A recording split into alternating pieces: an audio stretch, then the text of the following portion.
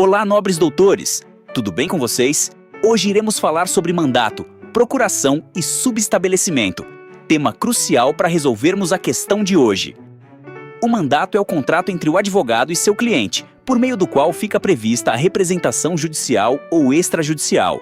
Ou seja, por meio do mandato, o advogado pode responder pelo cliente, representando os seus interesses. Conforme o artigo 18 do Código de Ética e Disciplina da OAB, o mandato judicial ou extrajudicial não se extingue pelo decurso de tempo, salvo o contrário for consignado no respectivo instrumento. O mandato somente tem prazo se o contrato assim disser, já que a lei não estipula um tempo para decurso da representação.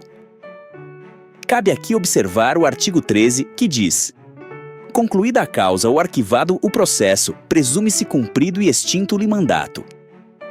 Assim, a continuidade apontada no artigo 18 é quebrada pelo artigo 13, já que o fim do processo configura a presunção do fim do mandato.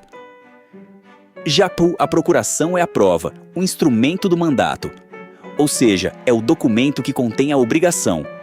E por fim, o subestabelecimento é a transmissão de poderes recebidos pelo mandato de um advogado para outro.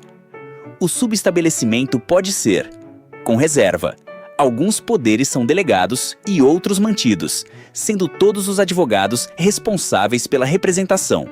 Ou, sem reserva, todos os poderes da representação são transmitidos ao outro advogado.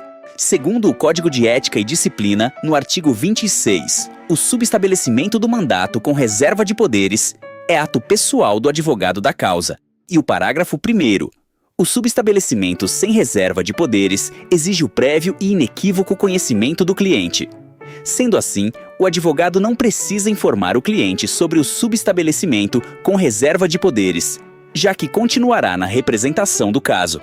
Mas o subestabelecimento sem reserva de poderes exige aviso prévio e claro.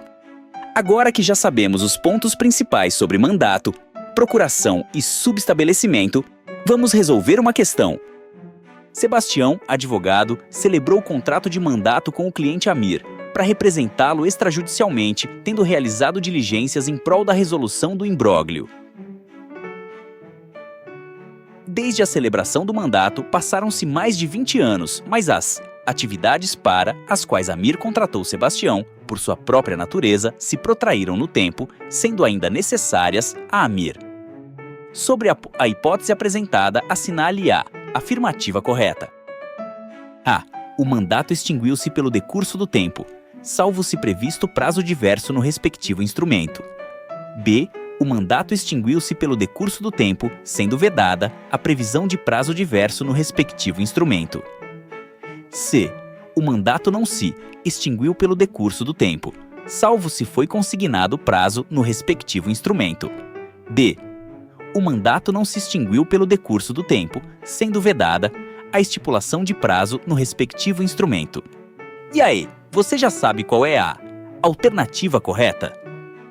A alternativa correta é a letra C, conforme o artigo 18 do Código e Disciplina da OAB. O mandato judicial ou extrajudicial não se extingue pelo decurso de tempo, salvo se o contrário for consignado no respectivo instrumento. Nobres doutores, vocês acertaram a questão? Me diz aí nos comentários, e se você gostou do conteúdo e quiser mais vídeos como esse, deixa a palavra "quero" também nos comentários. Até a próxima!